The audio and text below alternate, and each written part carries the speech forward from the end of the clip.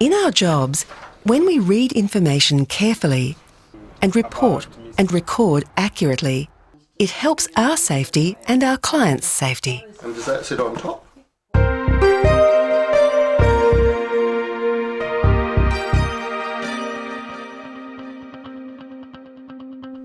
When we first start our jobs, we're given some written material which tells us about our jobs and also what the organisation we work for expects us to do in our jobs.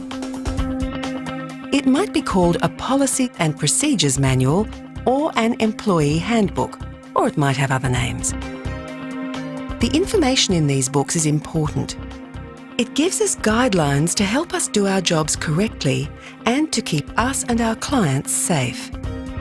Because we often work alone in a client's house, we need to know and understand what we can do and what we can't do in our job. These are called boundaries. The information in these handbooks or manuals covers such things as gifts, clients' rights, the rights of a worker, and the responsibilities of a worker. There's also information about timesheets, pay, sick leave, annual leave, training, and many more things. The information in these books guides us in our working lives, so it's important that we read it and understand it and follow those instructions.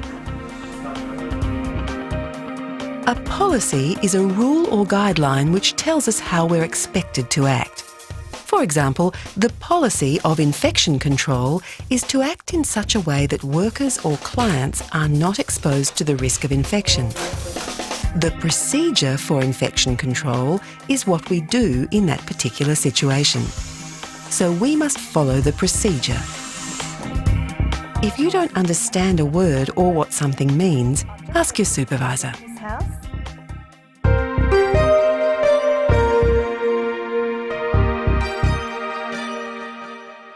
There are also occupational health and safety guidelines.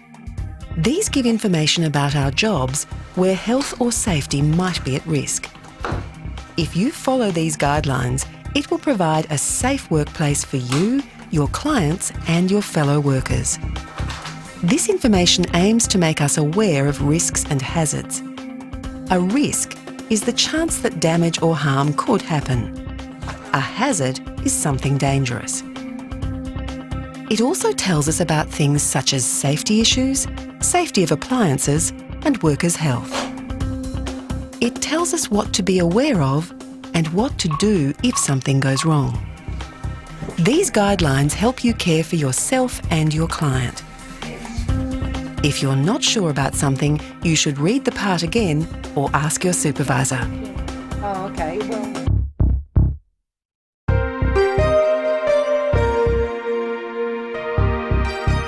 Sometimes a timesheet is called a schedule or a roster.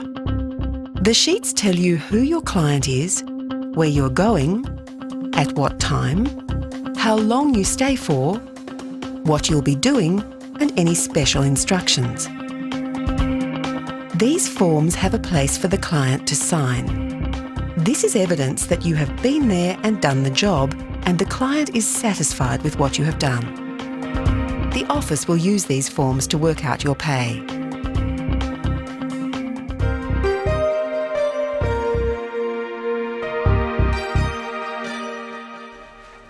If there's a communication book in your client's home, read it carefully.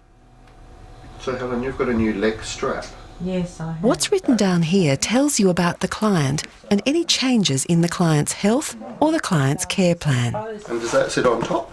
Yes.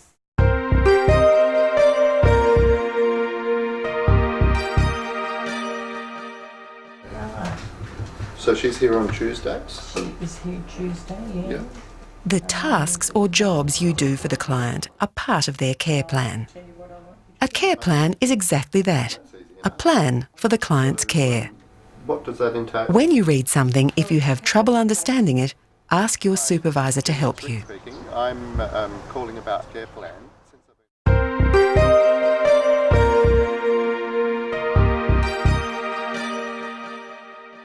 Sometimes you need to tell your supervisor about concerns you have about your client or yourself or your job. You can report to your supervisor by speaking or by writing. Let's look at what happens when a client refuses to have a shower.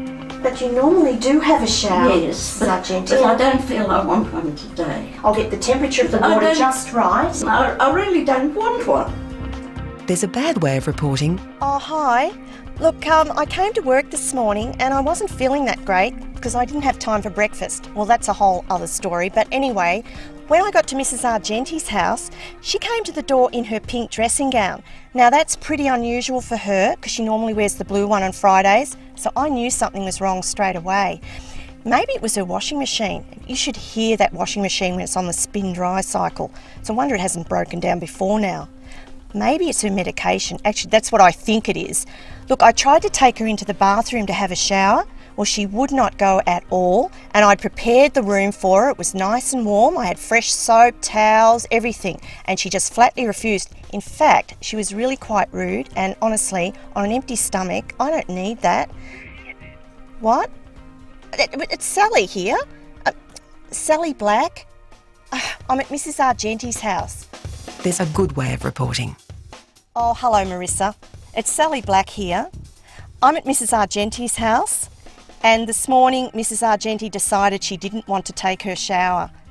This hasn't happened before, so I thought I'd better ring and report it.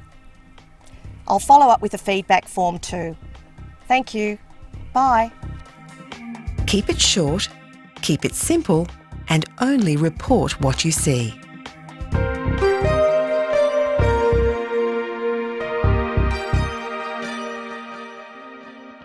Tanya, I've got a little bit of a problem. I'm not too sure what to put down. If you have urgent concerns, for example, your client is not eating, report it to your supervisor, then write down what happened. If it's not urgent, the best way is to just write it down. Well, Your supervisor can help you if you need help to write it. great, all right. When you write down or record anything, the same rules apply. Keep it short, keep it simple, write down what you see. This is a bad way of recording. Don't write long descriptions. Don't give your opinion. Don't label people. This is a good way of recording. Write what you see. Keep it short. Keep it simple. If you see any changes in the client, it's important to write down exactly what you have seen. Any changes may affect your safety and the client's safety.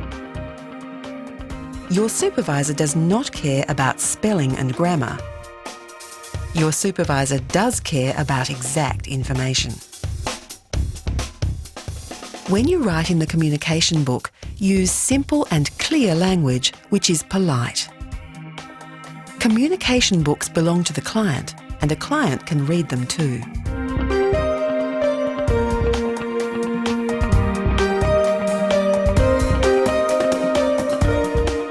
Reading, reporting and recording are very important tools to help you do your job correctly. They tell you what the boundaries of your job are. They make sure your supervisor knows what is happening.